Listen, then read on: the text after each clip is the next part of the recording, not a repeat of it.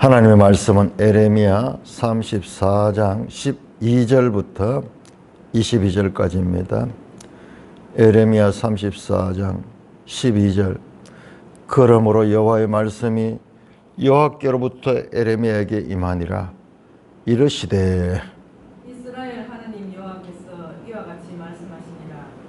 내가 너희 선조를 애굽 땅 종의 집에서 인도하여 낼 때에 그들과 언약을 맺으며 이르기를 너희 형제 히브리 사람이 내게 팔려왔거든. 너희는 7년 되는 해에 그를 놓아줄 것이라.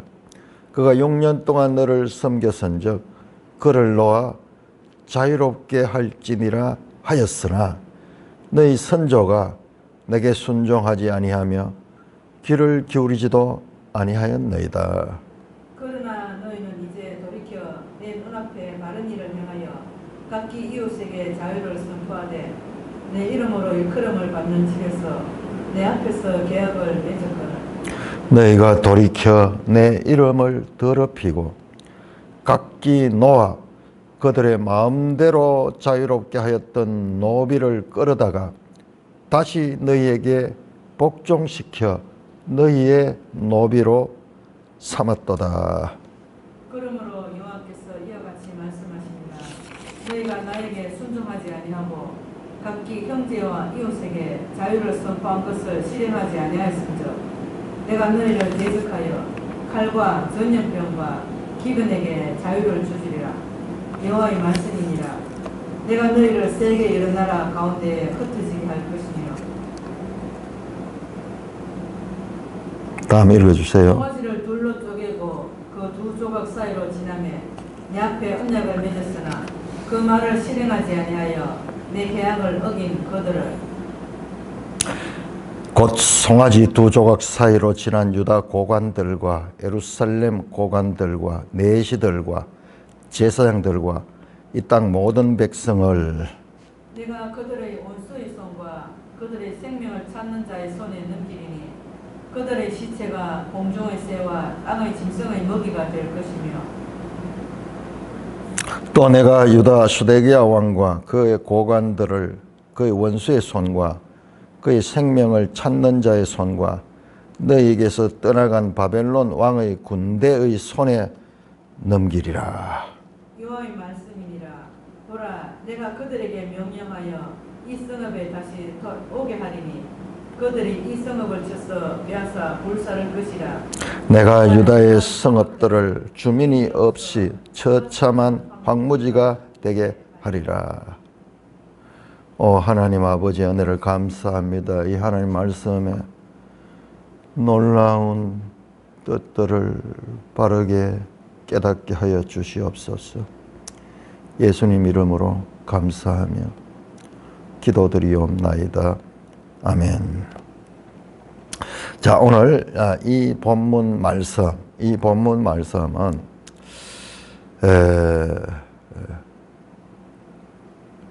하나님이 어떻게 우리에게 말씀하시고 있으며 이스라엘은 어떻게 불순종했던가를 보여주는 대표적인 한 사건이에요.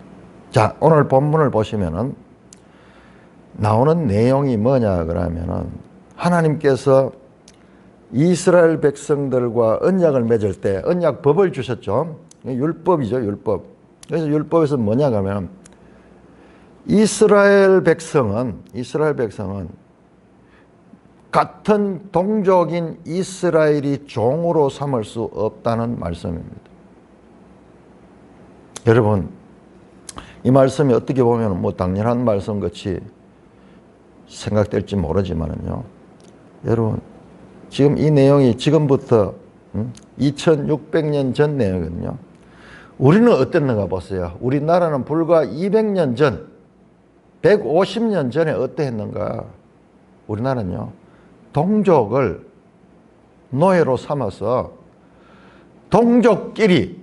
같은 동족끼리 심지어는요. 이 구한말쯤 되면은 이 나라의 노비들 백정, 그 다음에 천민, 인간 대접받지 못하던 그런 사람들이 오히려 일반 이 양반들보다 수가 더 많은 거예요. 더 많은 거예요.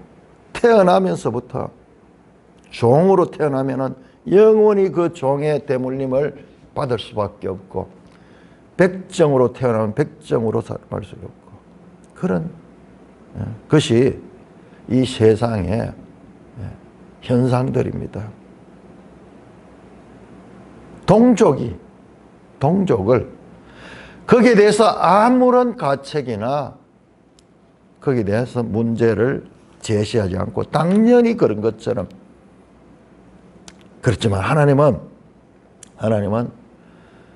제일 먼저 이스라엘 백성들에게 법을 주시면서 같은 동족은 노예로 삼으면은 안 된다. 그런데 부득이하게 노예로 삼는 경우가 있게 됩니다. 그러면은 7년, 6년 동안 노예로 삼았으면 7년째는 자유를 줘야 된다. 자유를 줘야 된다. 이게 이 노예법. 그 다음에 희년법도 있죠. 희년법. 50년마다 모든 것에서 빚을 탕감받는 그런. 그 다음에 심지어는 그 땅, 이스라엘 백성의 땅은 6년 동안 경작하고 7년째는 땅도 자유를 줍니다. 땅도 휴경할 수 있도록 하는 그와 같은 말씀을 주고 있는데요. 그런데 이 법, 왜 하필이면 이 법을 지금 왜 이 법을 지금 논하게 됐냐 그러면은, 여러분 옆 뒤에 배경을 보시면 돼요. 뒤에 보시면은 자, 우리 한번 볼까요? 38장을 보시면은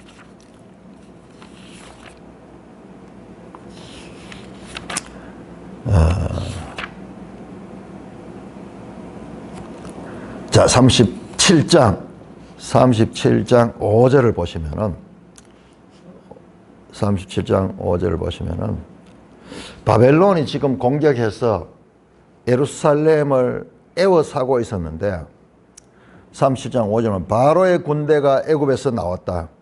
그래서 예루살렘을 에워쌌던 갈대아인이 그 소문을 듣고 예루살렘에서 떠났더라. 무슨 말이냐 그러면은, 지금 이스라엘은 그 우리나라 구한말과 똑같아요. 지금 이 시드기야 왕이 두 강대국 사이에서, 남쪽으로는 저 애굽, 전통적인 강국이죠. 그 다음에 북쪽에는 신흥강대국 바벨론 사이에서 눈치를 보면서 있는데, 그래서 원래 시드기야는 바벨론 왕으로 세웠어요. 원래 왕이 될 수 없어요. 왜냐 그러면은 바로 앞선 여호야김 왕은 같은 형제간이에요. 그러니까 그 아들에게 왕위가 계승되거든요. 그 아들이 여호야긴이잖아요. 여호야긴. 그런데 바벨론 느부갓네살이 여호야긴을 그 여호야김을 죽이고 여호야긴을 오히려 자기 나라의 바벨론의 감옥에 볼모로 데려가서 감옥에 가뒀습니다. 그리고 시드기야를, 그러니까 실제적인 왕이었던 여호야긴의 삼촌이 되죠. 시드기야를 왕으로 세웠어요. 그래서 그는 바벨론에 의해서 왕으로 옹립된 친바벨론파 정책 노선을 갈 수밖에 없는 태생적 한계를 가진 왕이었어요. 그런데 이 바벨론이라는 나라는 최근에 이제 등장했는 거예요. 신흥강대국이야. 그런데 이 애굽은 어떻게 됩니까? 애굽은 수천 년 세계를 지배하던 그런 강대국이야. 그 사이의 눈치를 보면서 바벨론으로부터 벗어나고 싶어 했는 거야. 그러니까 선지자는 말씀을 줬죠. 바벨론에 순종하라, 항복하라 그렇게 했지만은 그 말을 듣지 않고 애굽을 의지하게 되면은 자신이 왕위를 견고하게 하고 저 바벨론을 물리쳐서 전통적인 그 이 친화 관계를 가졌던 애굽과의 관계 속에서 평안을 누리고자 하는 그런 생각을 가졌어요. 그래서 아까 나오던 그 37장 그 장면은요. 지금 바벨론이 다 이렇게 포로로 포위를 해가 있는 상태에서 그때 애굽의 그때 왕이 바로가 호브라라는 왕이에요. 호브라 우리 성경에 나옵니다. 나중에 그 부분을 다시 한번 보겠습니다. 그래서 군대를 가지고 쳐들어왔는 거예요. 바벨론을 격퇴하기 위해서. 왜냐 그러면 바벨론이 유다를 정복하는 것은 유다의 정복에서 끝나는 것이 아니라 그 다음 순서는 애굽이라는 것을 당연히 알고 있죠. 목표는 애굽이라는 것을 알고 있기 때문에 오히려 그들이 공격하기 전에 먼저 공격을 해서 이 바벨론을 물리치려고 했습니다. 그러니까 애굽에 큰 군대가 오니까는 이 바벨론 군대는 멀리 지금 파견왔죠. 왔다가 일시적으로 물러납니다. 애굽의 대군을 보고 일시적으로 물러납니다. 그럼 그때예요. 그때. 자, 포로로 포위되어 있을 적에, 강대국 바벨론에서 포위되어 있을 적에 우리가 왜 이런 어려움을 겪는가 생각해보니까 우리가 하나님 법을 지키지 않았다는 거예요. 그 법 가운데서도 제일 먼저 생각나는 게 이 노예법. 같은 동족을 영원히 노예로 삼는 것을 하나님은 금했습니다. 그런데 제가 이 말씀을 연구를 하다가 엄청난 걸 봤어요. 자, 여러분, 이 예루살렘의 이스라엘의 노예법은 얼마나 중요하냐 그러면은 이것은 출애굽기 21장 첫 머리에 이 법이 먼저 나와요. 자, 여러분 한번 생각하세요. 시내산 언약이 어떻게 됩니까? 출애굽기 19장이 시내산 언약을 이제 계시하는 거죠. 출애굽기 20장이 뭡니까? 하나님께서 임재하셔서 10계명을 주 10계명. 그 다음에 20장 후반절에 보면요. 제단법이 나와요. 제단. 너희가 제단을 쌓을 때 돌로 그렇게 돌을 정으로 쪼아가지고 사람의 손을 해서 돌을 가공하지 마라. 그리고 계단을 만들지 말고 그렇게 하라는 법이 나옵니다. 제단법. 하나님 앞에 제사 드리는 그 제단에 관한 법이 나오고요. 그 다음에 21장부터 23장까지가 하나님의 백성의 삶의 법을 가리킵니다. 24장에서 이제 언약 체결을 합니다. 언약 체결. 자, 우리 한번 찾아봅시다. 출애굽기 21장. 깜짝 놀랐어요. 출애굽기 21장.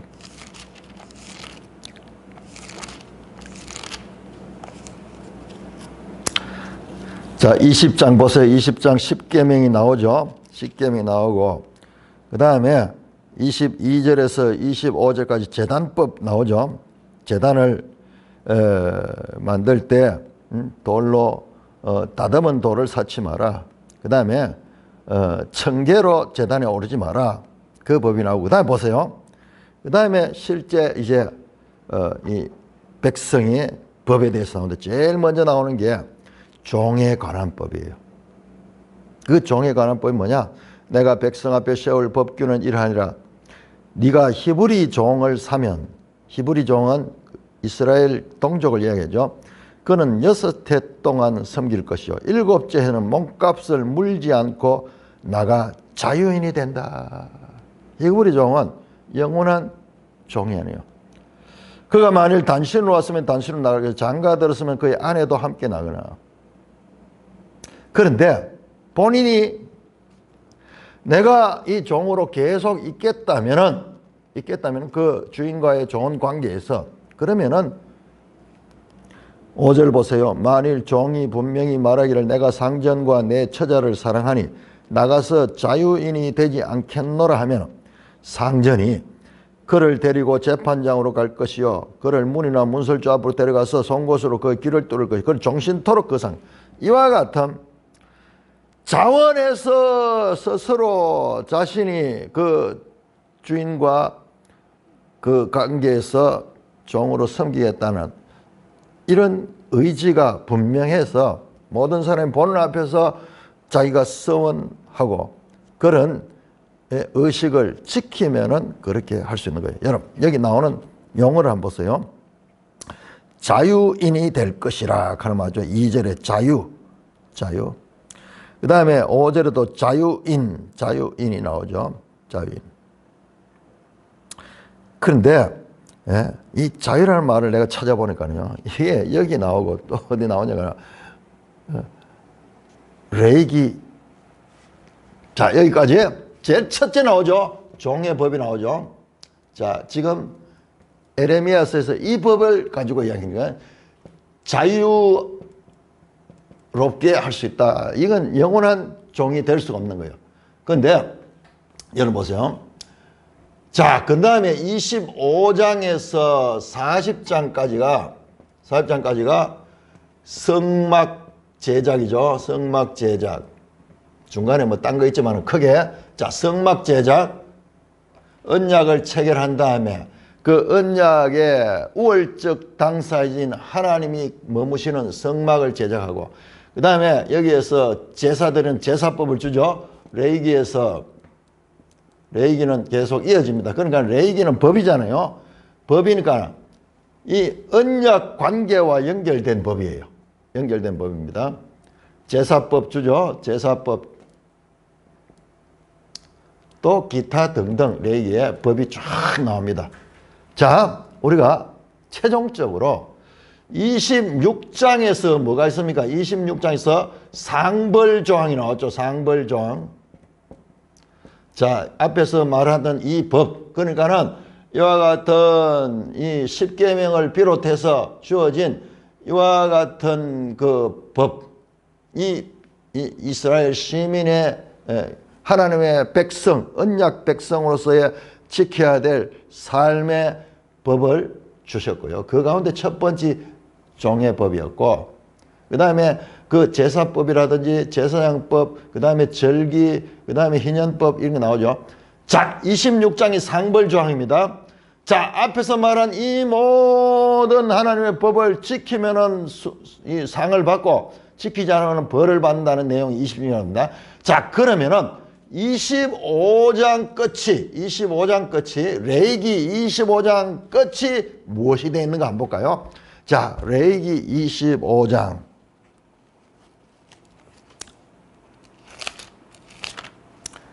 레위기 25장 마지막 끝부분에는 39절부터 나오네요. 39절에 너와 함께 있는 네 형제가 가난하게 되어 네게 몸이 팔리거든 너는 그를 종으로 부르지 말고 품꾼이나 동거인같이 각 함께 있게 하여 희년까지 너를 섬기라. 그때는 그와 그녀 함께 떠나 그 가족이 돌아가리라. 희년이 되면은 종으로 왔던 사람도 다 돌아갑니다. 43절 너는 그를 엄하게 부리지 말고 네 하나님을 경외하라. 네 종은 남녀를 망라고 네 사방 이방인 중에서 취하지냐. 남녀 종은 이런 자 중에서 이 종은 이방인들은 종이 될 수 있지만 이스라엘은 종으로 삼으면 되지 않습니다. 46절 보세요. 너희는 그들을 너희 후손에게 기업으로 주어 소유가 되게 할 것이다. 이방인 중에서는 너희가 영원히 종을 삼으려니와 너희 동족 이스라엘 자손은 너희가 피차 음하게 부리지 말지니라. 왜 그러느냐? 왜 그러느냐? 왜 그러느냐? 53절 보세요. 54절, 55절. 54절, 55절 같이 읽겠습니다. 시작. 그가 이같이 속량되지 못하면 희년에 이르는 그와 그의 자녀가 자유하리니 왜? 이스라엘 자손은 나의 종들이 됨이라. 그들은 내가 애굽 땅에서 인도해낸 내 종이요 나는 너희 하나님이다. 자, 여러분 보세요. 마지막 장에 다시 종의 법이 나옵니다. 종의 법. 그 가운데서도 이스라엘은, 동족 이스라엘은 종으로 삼아서 안 된다. 영원한 종으로 삼아야 된다. 이방인에게는 그렇게 할 수 있다. 여러분 이걸 잘못 오해하면요, 이방인은 차별하는 그런 법으로 생각하는데 그런 차원이 아닙니다. 그런 차원이 아니에요. 하나님은 이 이방인들도 다 구원받기로 하지만은 이 단계에서는 우리에게 이스라엘 역사는 하나님의 구원의 하나의 모델이 되는 거예요. 동족 이스라엘은 종으로 삼아서 안 되고 그에게는 6년 이상이 되면은 또는 희년 때 되면은 자유를 줘요. 자유라는 단어가 왔죠. 자유. 다시 자유는. 왜? 이스라엘은 하나님의 종이기 때문에. 이스라엘은 하나님의 종이기 때문에 사람의 종이 될 수 없다. 그 말씀이 이유가 나오잖아요. 이 종의 법에 이들에게 6년 동안 그가 어떤 문제 때문에 종으로 살았더라도 7년 때는 반드시 자유를 줘야 된다. 여기도 마찬가지로 자유를 줘야 된다. 이유가 나오잖아요. 끝에 이스라엘은 하나님의 종이기 때문이다. 그런데 여러분 한번 보세요. 이 구조를 한번 보세요. 이 구조를. 하나님께서 이스라엘 백성들에게 준 시민법의 제일 첫머리도 종의 법이고 제일 마지막도 종의 법이고 그 동족은 6년이 지나면 7년 전에 자유를 줘야 된다. 희년이 되면 자유 된다. 자유에 관한 법이 자유에 관한 법. 여러분 이걸 보세요. 이게 하나님의 법의 처음과 끝이 이렇게 인크루즈를 이루면서 인크루즈를 이루고 있습니다. 쫓아대요 우리. 이게 하나님의 뜻이에요. 이게 하나님. 뭐냐? 이스라엘은 하나님의 종이다. 사람의 종이 아니다. 그러므로 절대로 동족 이스라엘을 영원한 종으로 삼아서 한다. 이스라엘은 하나님의 종이기 때문에 사람의 종이 될 수 없다는 거예요. 하나님의 백성들은 하나님의 속한 자들이 사람의 이 권위 아래 놓인 자들이 아니다는 거예요. 그래서 동족끼리 이스라엘 동족끼리는 이렇게 처음과 끝에 하나님께서 이스라엘 백성에 준 시내산 언약의 처음과 끝이 바로 종의 법에 관한 것이고 그 이스라엘을 자유를 주라는 거예요. 자유를. 오늘 본문 보세요. 에레미야 34장 돌아옵니다.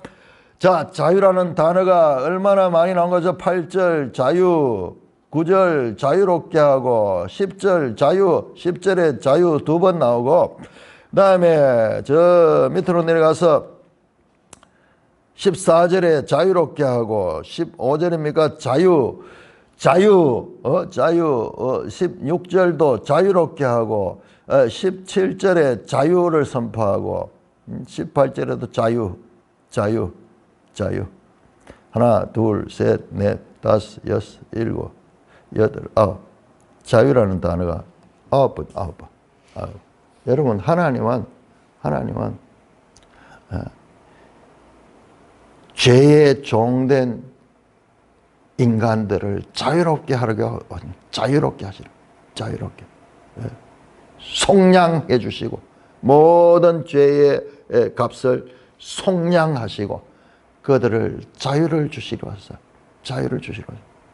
예수님이 온 것은 진리가 너희를 자유케 하라. 자유.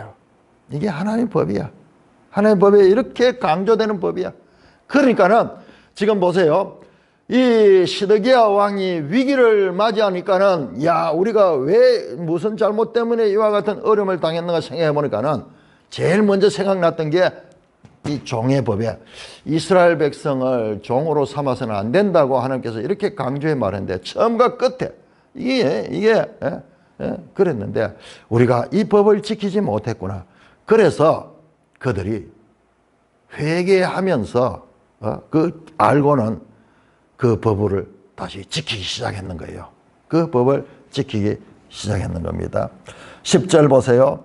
이 계약에 가담한 고관들과 모든 백성이 각각 노비를 자유롭게 하고 다시는 종을 삼지 말라 함을 듣고 순복하여 놓았다.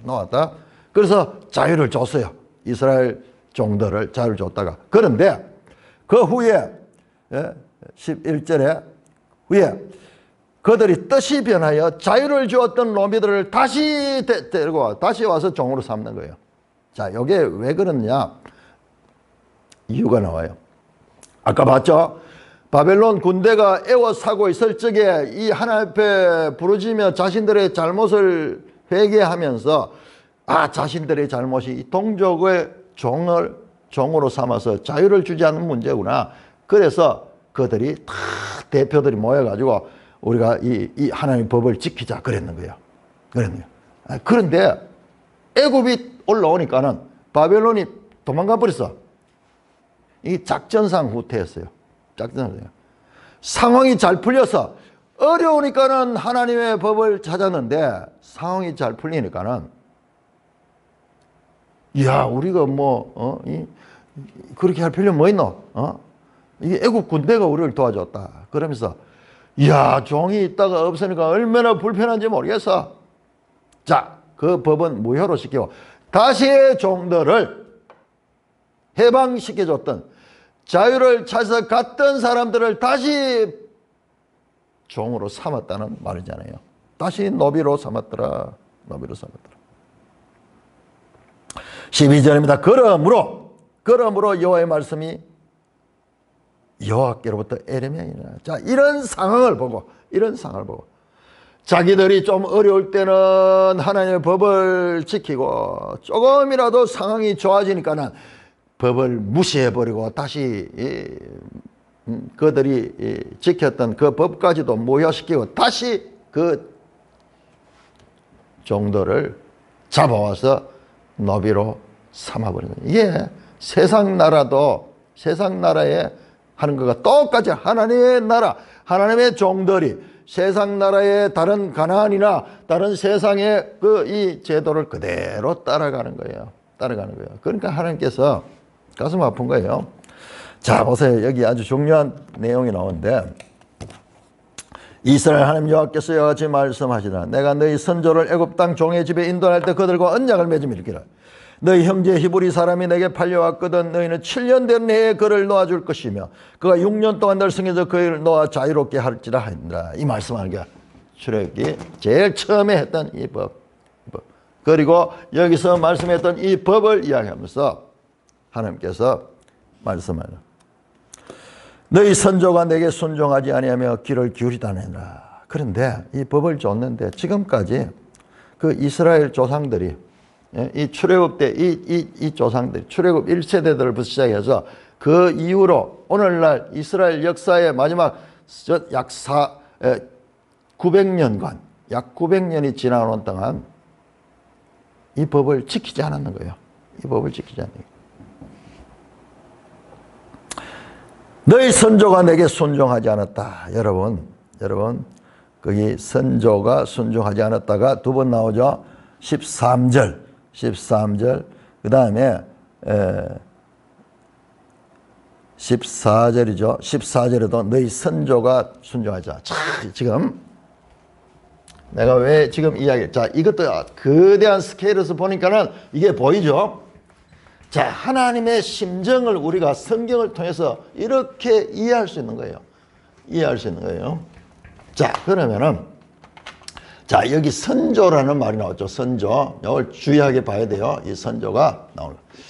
뒤에 나오는 38장의 내용이 보면은 38장에 보면은 미리 제가 이 말씀을 드리는 게 왜 그러냐 하면은 이 37장과 38장은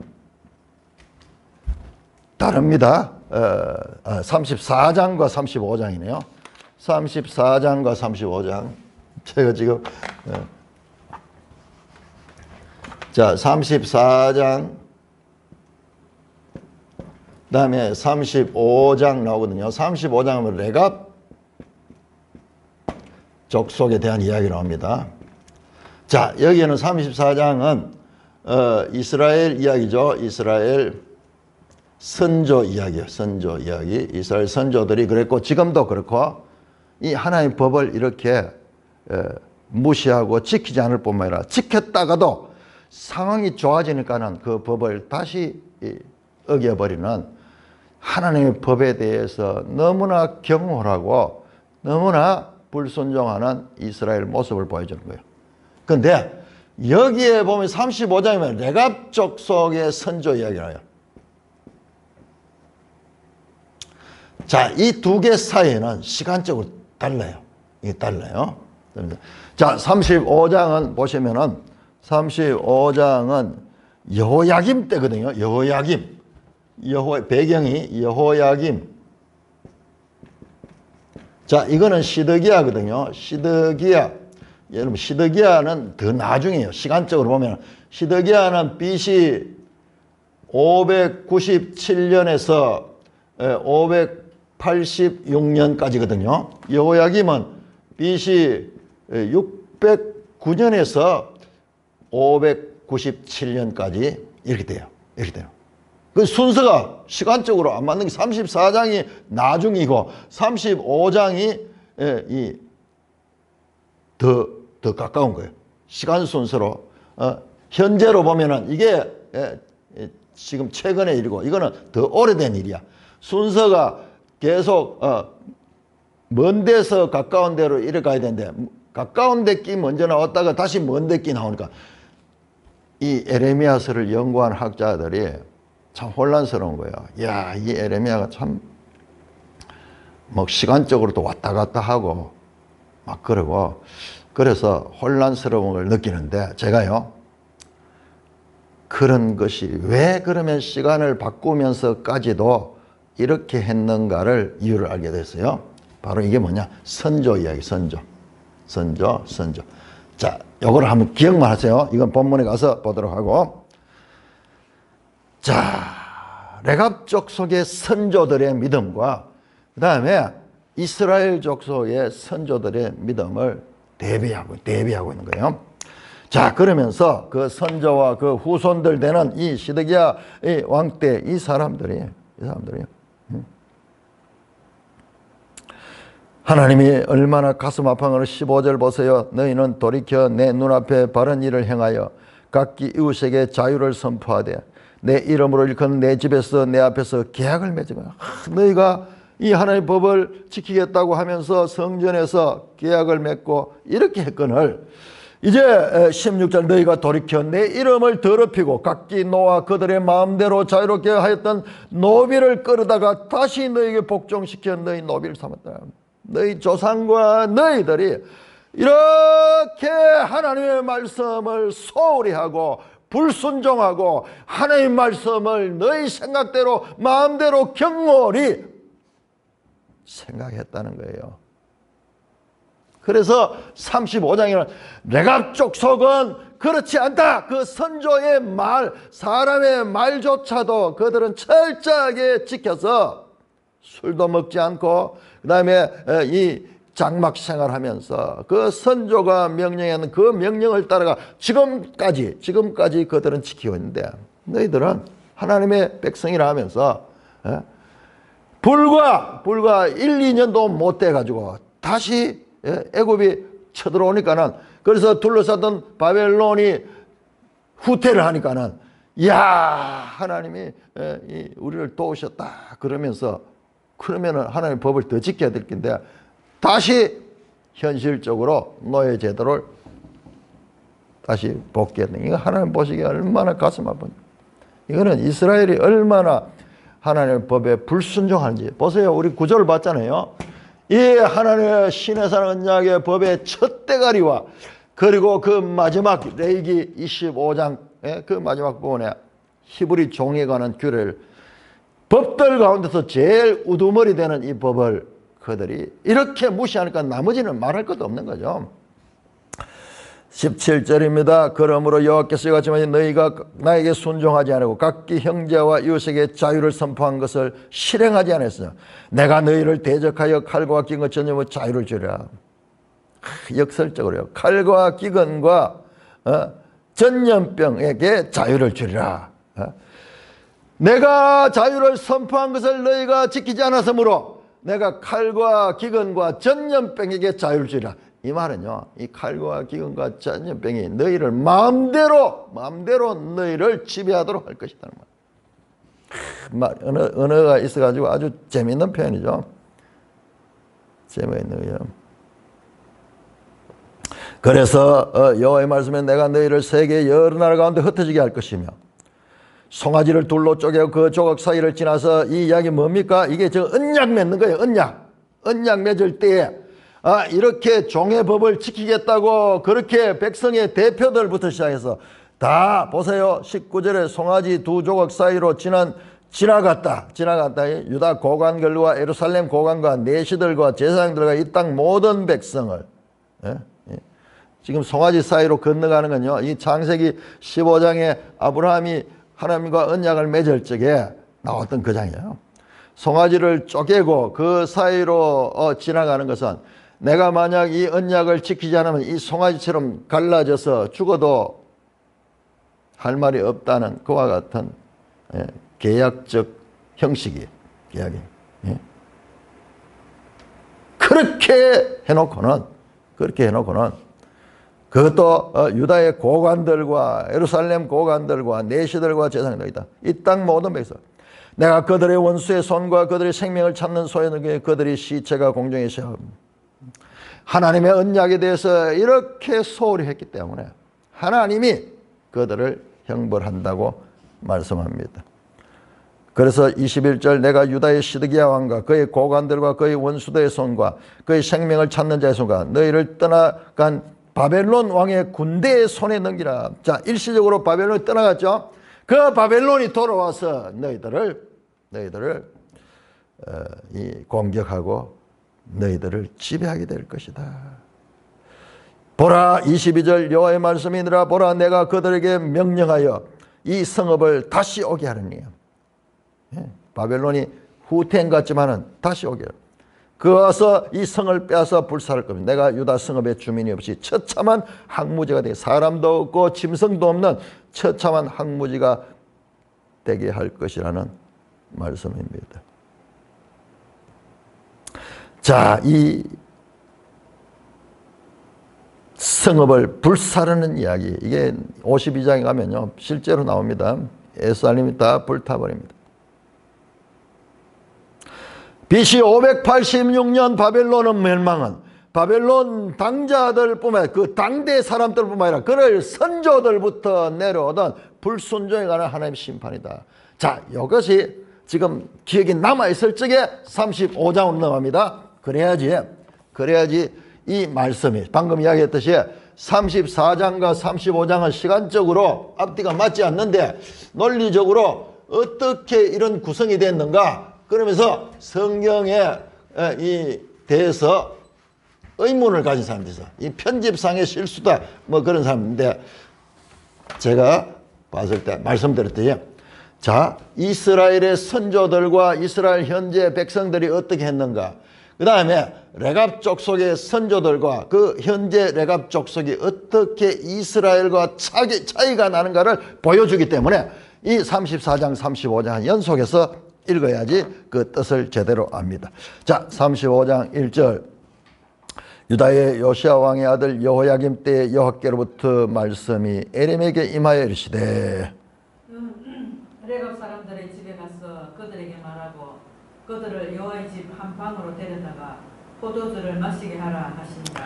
예, 내가 하바시냐의 손자요 에рем의 아들인 야시냐와 그 형제와 그 모든 아들과 모든 레갑 사람들을 데리고 여호와의 집에 이르러 익다라의 아들 하나님의 사람 하나님의 아들들을 방에 들였는데, 그 방은 고관들의 방 곁이요 문을 지키는 살롬의 아들 마샤의 방 위더라. 내가 레갑 사람들의 후손들 앞에 포도주가 가득한 종지와 술잔을 놓고 마시라 구하느냐. 자, 제가 이렇게 잘라서 읽고 설명을 하면서 이 내용. 자, 들어보자. 자, 34장과 연결해서 봐야 된다고 말씀을 드렸죠. 이걸 이제 따로 봐보니까 제가 이거 방금 이제 연결했어요. 제가 이 말씀을 준비하려고 하면은 어떨 때는 그 본문 때문에 그 다음 장을 못 보고 할 때가 있어요. 그런데 이번에는 이쪽 부분은 지금 수거든요. 새 언약하고는 완전히 다르거든요. 그냥 쉽게 읽으면 알 수 있는 거예요.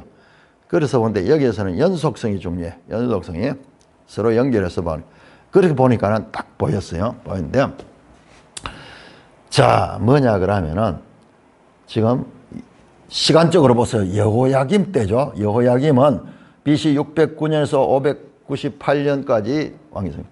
시간적으로 34장보다도 35장이 더 거슬러 올라갔죠. 그러니까 야, 성경이 이게 시간 배치도 옳지 않고 뭐 그래서 이 편집하면서 편집상에 오르다 그렇게 이제 자유주의 학자들은 뭐 말할 것도 없고 우리 이 성경 읽는 사람도 참 이상하긴 이상하잖아요. 순서가 맞지 않으니까는 편집하면은 시간 순서대로 이렇게 되면 좋을 텐데 이게 그렇지 않으니까는 그래서 좀 의문을 가지고 있는데요. 자, 시드기야 여호야김 때 하나님 말씀이 갑자기 레갑 사람들을 데려다 가지고 그래 가지고 한 방에 그 성전에 있는 한 방에 4절 여호와의 집에 이르러 익달의 아들 사람 뭐 방이 많이 나오죠. 마세의 방, 고관들의 방, 곁이고 방. 성전에 무슨 방이 있지? 여러분 성전에 솔로몬 성전에는요. 나중에 보면은 나오는데 방이 여러 개가 있습니다. 자, 우리 지도 170쪽을 보면서 지도 170쪽. 그러니까 성막하고 다릅니다. 지도 170쪽을 보시면은 솔로몬 성전에 복원도가 나오죠. 소물 성전 나오는데 성전 중앙에 길게 그 이 성전이 있고 그 좌우로 보시면 태어나는 부속 건물이 있어. 좌우로 그 부속 건물이 거기에 제사장들의 방들이에요. 방들이 거기서 창고도 있고 뭐 이렇게 놓는 그런 방들이 있는 것을 보게 됩니다. 그런 방입니다. 자, 그 방 성전 방으로 레갑 사람들을 초청해 가지고 그들에게 하나님께서 대접해라. 5절에 포도주를 넣고 술잔을 돌리면서 그들에게 마시라고 그렇게 권하라고 하나님이 지시를 합니다. 자, 그 결과 자 6절부터 11절까지 교독합니다. 그들이 이르되 우리는 포도주를 마시지 아니하겠노라. 레갑의 아들 우리 선조 요나답이 우리에게 명령하여 이르기를 너희와 너희 자손이 영원히 포도주를 마시지 말며 너희가 집도 짓지 말며 가정도 하지 말며 포도원을 소유하지도 말고 너희는 평생 동안 장막에 살아라. 그리하면 너희가 머물러 사는 땅에서 너희 생명의 길이라 하였으므로 우리가 레갑의 아들 우리 선조 요나답이 우리에게 명령한 모든 말을 순종하여 우리와 우리 아내와 자녀가 평생 동안 포도주를 마시지 아니하며 쌀 집도 짓지 아니하며 포도원이나 밭이나 종자도 가지지 아니하고 장막에 살면서 우리 선조 요나답이 우리에게 명령한 대로 다 지켜 행하였노라. 그러나 바벨론의 느부갓네살 왕이 이 땅에 올라왔을 때에 우리가 말하기를 갈대아인의 군대와 수리아인의 군대를 피하여 예루살렘으로 가자 하고 우리가 예루살렘에 살았노라. 자, 이게 무슨 말이냐 그러면요. 자, 그래서 이 레갑 사람들을 성전에 초청해가지고 한 방에 모아놓고 수가 그렇게 많지는 않았던 것 같아요.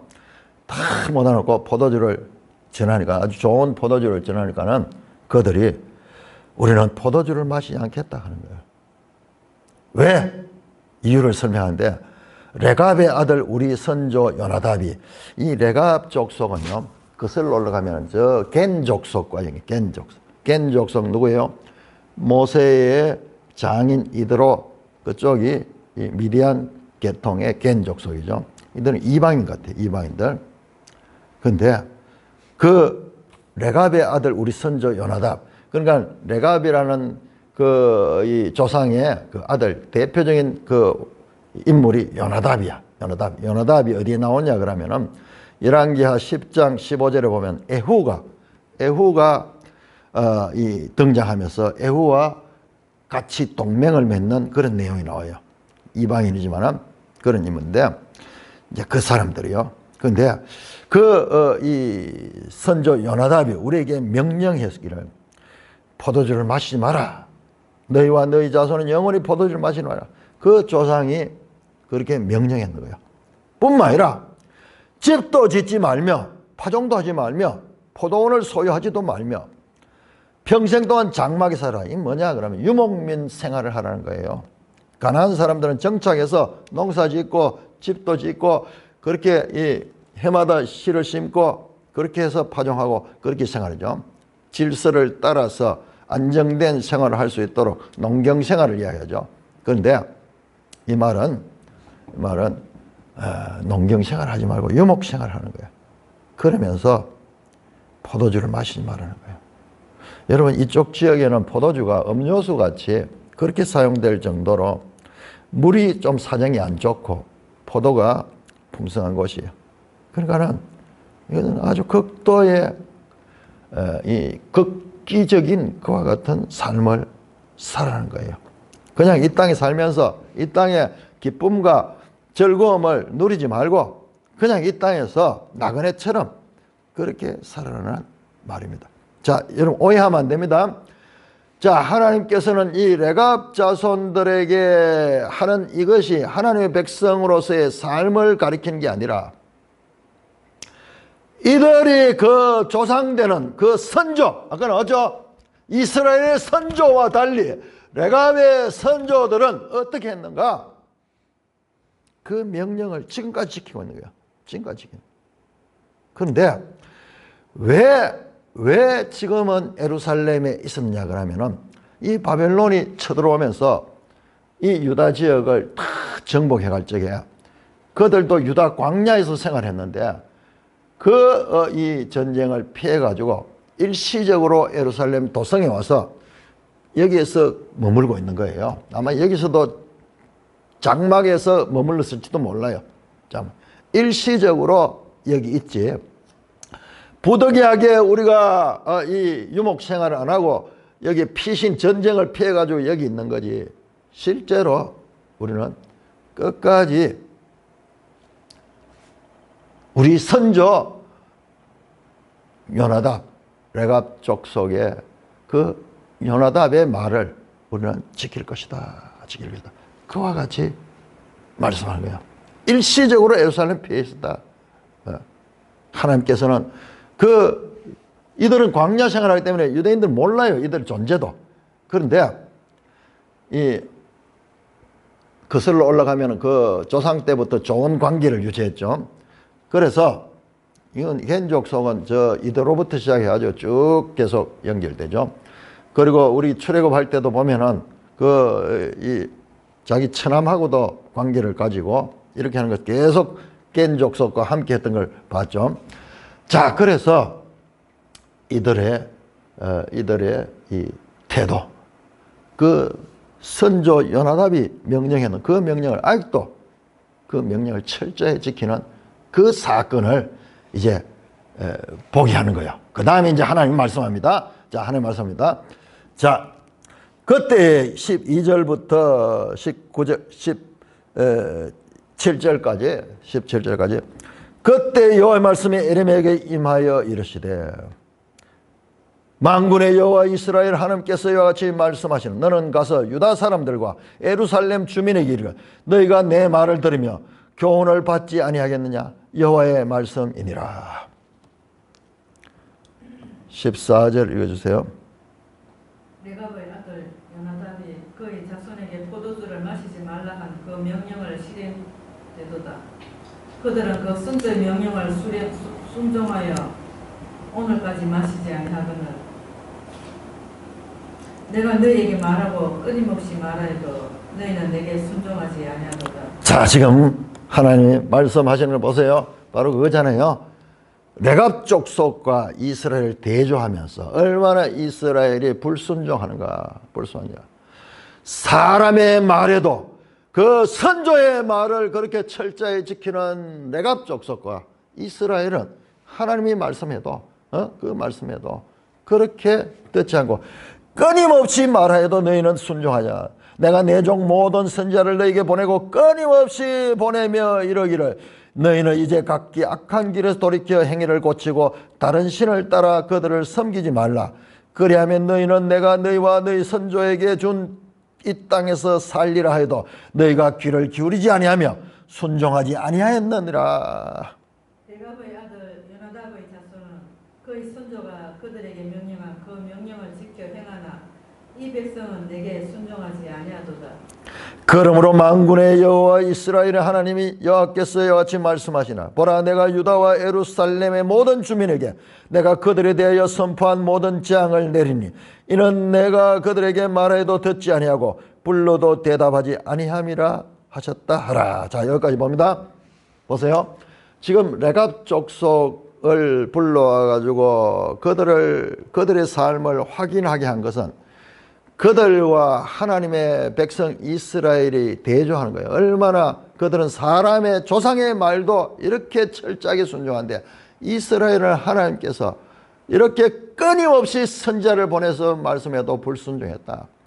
이스라엘의 죄가 얼마나 큰가를 지금 이 레갑 족속을 행위를 통해서 지금 메시지를 주는 거야. 이스라엘의 불순종이 얼마나 큰가 34장의 이스라엘의 선조들과 지금 현재 이스라엘 백성들의 죄, 레갑 족속의 선조들과 현재 이 레갑 족속의 이 후손들의 삶 이것과 이스라엘 백성의 대조를 통해서 하나님이 이스라엘 백성에게 메시지를 전하는 거예요.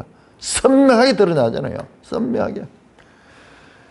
조상인 선조의 명령도 이렇게 철저하게 레갑 족속은 지키는데 하나님의 백성들은 하나님이 끊임없이 말씀해도 불순종을 거듭하고 있다.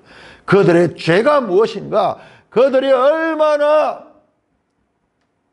하나님의 징계를 받아 마땅한가를 지금 행위를 통해서 보여주는 행위 메시지. 자, 18절에서 19절까지 교독합니다. 에레미야가 레갑 사람의 가문에게 이르되 만군의 여호와 이스라엘 하나님께서 이와 같이 말씀하신 너희가 너희 선조 요나답의 명령을 순종하여 그의 모든 규례를 지키며 그가 너에게 명령한 것을 행하였도다. 그러므로 만군의 여호와 이스라엘의 하나님께서 이와 같이 말씀하시니라. 레갑의 아들 요나답에게서 내 앞에 설 사람의 영혼이 끊어지지 아니하리라 하시니라. 여기 단어가요. 선조, 레갑, 요나답, 선조, 요나답의 명령. 선조, 요나답의 명령을 그렇게 하나님 말씀처럼 이렇게 지키고 오는 레갑 족속과 그런데 이스라엘 백성 대조시키며 그리고 하나님께서 말씀 레갑의 아들 요나답에게서 내 앞에 설 사람이 영원히가 이 레갑 족속은 하나님께서 특별하게 그들을 지켜주실 것이라는 말씀입니다. 레갑 족속의 미래는 과연 그 뒤로 어떻게 되는지 성경은 말씀하고 있지 않아요. 그렇지만은 이들의 순종, 레갑 자손의 조상되는 요나답의 그 명령을 지금까지 저렇게 잘 지키는 그 레갑 족속은 하나님께서 영원히 하나님 앞에 설 사람이 끊어지지 않는 복을 줄 것이라는 말씀하며 상대적으로 이스라엘의 선조와 이스라엘이 얼마나 패역한가를 보여주는 내용이 35장입니다. 자, 그래서 여기 중요한 거는 오늘 정말 중요한 거는 뭐냐 그러면 이 두 개를 같이 봤어야 되는 거예요. 그래서 시기적으로도 맞지 않고 이 내용상에 편집상에도 뭔가 좀 문제가 있다 싶은데 이거로 통해 이거로 이스라엘의 죄와 레갑 족속을 대조함을 통해서 이스라엘이 얼마나 패역한가, 그들은 마땅히 하나님께로부터 징벌을 받아야 마땅하다는 것을 이 사건을 통해서 드러내주고 있다. 에레미야서는 이렇게 순서에 있었어도 시간 순서로 보면 두서가 없는 것 같지만, 그러나 그 내용에서 볼 때 일관된 내용을 보여주고 있는 것을 또한 알 수가 있는 것입니다. 찬송가 545장입니다.